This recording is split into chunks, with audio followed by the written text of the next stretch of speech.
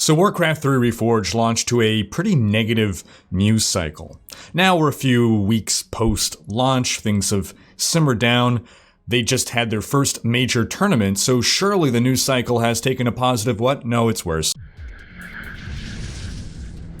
Hey folks, this is Riker with a gaming news wrap-up video where we discuss the happenings of the week. This week's topics include an update on ARPG Wolcen, the latest Warcraft 3 Reforged bad news, the Doom fanbase riding a massive downvote train, and more. As always, discussion timestamps can be found in the video description below, but right before you skip ahead, just a quick reminder to ring that sub notification bell to be alerted the moment a new video goes live and to stay up to date on gaming news highlights. Now before we move on, just a quick word from this video's sponsor, Conqueror's Blade. Conqueror's Blade is a free-to-play tactical action MMO in which you partake in 15 versus 15 player battles. You create a warlord from 10 different classes. Then you command armies made up of over 55 different types of units, including melee, ranged, and cavalry units. You defend or attack castles, you deploy siege weapons, and you just generally get medieval on your foes. New to the game is a season and battle pass system in which you can earn exclusive rewards. New players who sign up to Conqueror's Blade receive a bunch of goodies, including a gold helmet,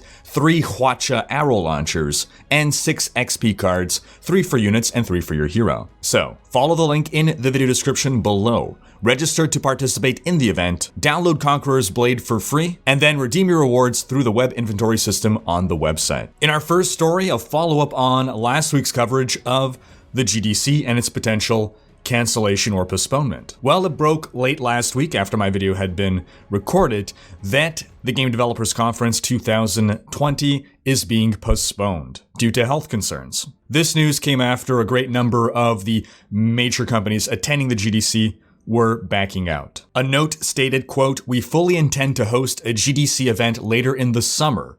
We will be working with our partners to finalize the details and will share more information about our plans in the coming weeks." Now, I'm sure the intent is to postpone GDC and not outright cancel it, but with global health concerns seeming to do nothing but rise, I do wonder at what point this postponement will become an indefinite postponement and thus cancellation. In other news, a new Star Wars game seems to have leaked onto the PlayStation Store. The previously unannounced Star Wars game, posted with an image stating Project Maverick, appeared out of the blue. And according to games journalist Jason Schreier, it is a smaller and unusual project. Now, with a name like Maverick, the implication is that the game will likely involve piloting fighters. We also know from Jason Schreier that the game is being worked on by EA Motive in Montreal, Canada. So if any Montreal devs want to give some information to a fellow Montrealer here, ah ouais les gars, on se prend une bière ou quoi? On to our next story. We've now had the full reveal of Riot's shooter. Formerly referred to as Project A or Project Ares,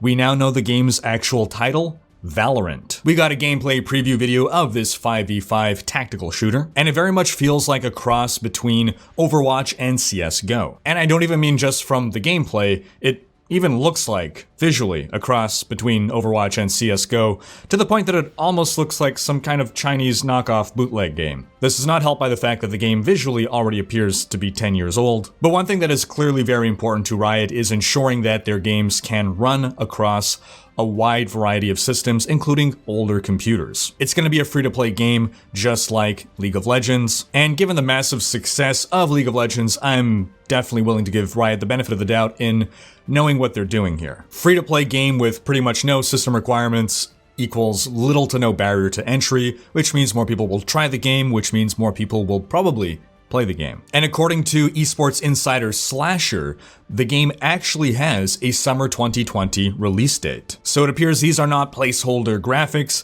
this is how the game will likely launch. On to some quick Half-Life Alyx news. Valve's upcoming VR title is slated to launch on March 23rd. And we've gotten 3 new gameplay videos. As always, links in the video description, but this is looking to be the most exciting VR title that I've seen yet. On to some Doom Eternal news. Doom Eternal is slated to launch on March 20th, and Bethesda released a new trailer on February 24th for the upcoming game. And Doom fans proceeded to massively downvote the trailer. At almost 600,000 views, the trailer has 58,000 downvotes and barely more than 6,000 upvotes. And when I saw this at first, I couldn't help but wonder why. Doom Eternal is largely being regarded in a positive light by fans. Well, then you go and actually watch the trailer, and while not necessarily a bad video, one could understand why it's considered a bad trailer by Doom fans. First off, the trailer doesn't actually show the Doom Slayer slaying. It's also interspersed with pseudo-inspirational words like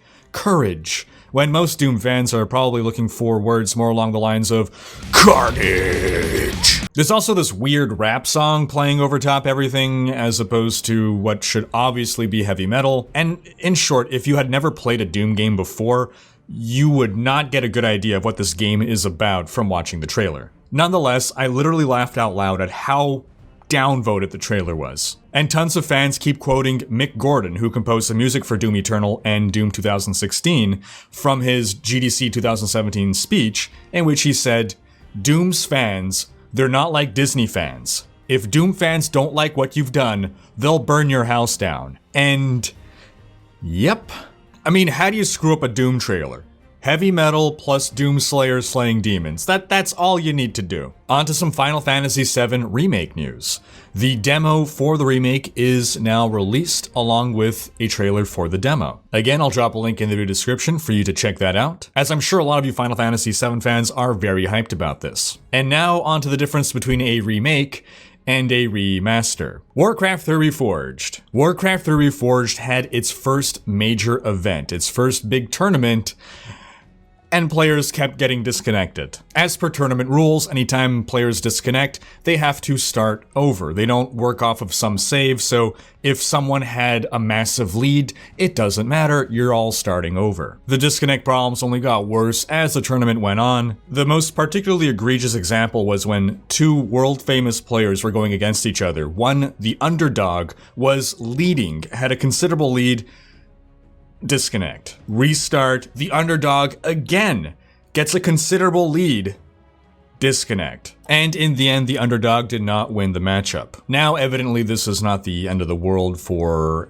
everyday players, but the competitive scene in Warcraft 3 is important. And this just serves to add fuel to the fire. Over on Metacritic, Warcraft 3 Reforged has now garnered the worst review score of any Blizzard game. And I don't even mean user ratings, which are subject to review bombing, and Warcraft 3 Reforged currently sits at 0.6 out of 10. I'm talking about actual critic ratings. Not everyone gets included in those. Your review outlet must meet specific criteria to be included in a Metacritic rating. And the critic rating for Warcraft 3 Reforged sits at 59 out of 100. Now, we know from Activision Blizzard's latest investors meeting that they are planning more remasters, but I wonder, is this still going to be the case after what happened with Reforged? Or how will Reforged's reception and launch alter and change how Blizzard will proceed in the future with its remasters? On to some Wolcen news. The devs had an interview with GameStar magazine, and you need to be a subscriber to see it, but Redditor Boonatics offered a terrific summary. When talking about the game's launch, the devs said that they felt that they couldn't delay things any further. After their first delay of beta, they were met with a huge backlash from the community, and they were afraid of another such backlash. Yeah, little did they know. So they were really afraid about a backlash. They did not expect the server issues. They did not expect the bugs, so they weren't properly prepared for that, and they underestimated the number of players that will be trying to connect. Now, outside of that, the devs stated that the next 4 months will be focused on bug fixes, polishing, quality of life. For instance, the ability to change the left mouse button to force move. They had originally planned a first content update to launch within the first 4 months, but that's being pushed back. They want to ensure the game is properly balanced and smoothed out first, which I think is a great idea. That absolutely needs to be the case.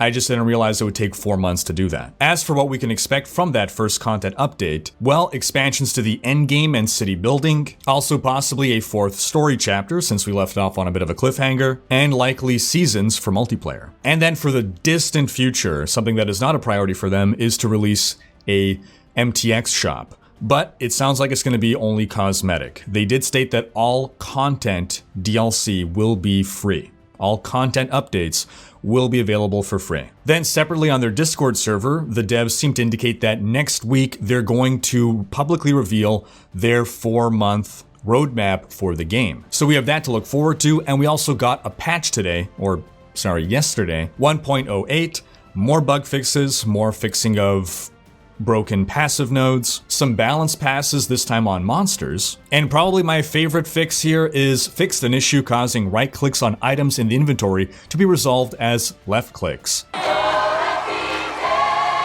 And lastly, in Diablo news. Diablo 3 Season 20 begins on March 13th, but patch 2.6.8 is live now in case you want to try out the new sets before the launch of the new season. At this point, I already have my Frenzy Barbarian guide up, and more guides will be coming in the future. Also, the King Kunai event is now live and will run throughout the month of March. This event is a nice little Easter egg commemorating a Diablo 3 dev who passed away, Kevin Kunai Griffith. You can check out my video for the full details about the backstory and the event, and just be aware that the unique transmog that comes with this event can only be acquired in the last week of the month, closer to Kevin's birthday. And then lastly, I just want to draw your attention to this Diablo 2 3D rendered diorama. This is made by Polish graphic designer Wit Olszewski, and obviously depicts the rogue encampment from Diablo 2. And that's going to wrap up this week's video. But do be sure to have checked out last week's video, in which we discussed the Diablo 4 update. Thanks for watching. Special thanks to my Twitch, Patreon, and YouTube supporters for making these videos possible.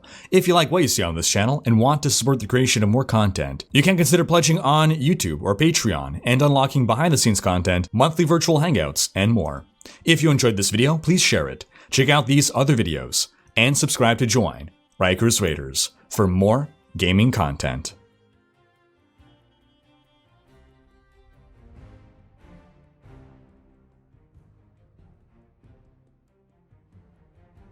Carnage!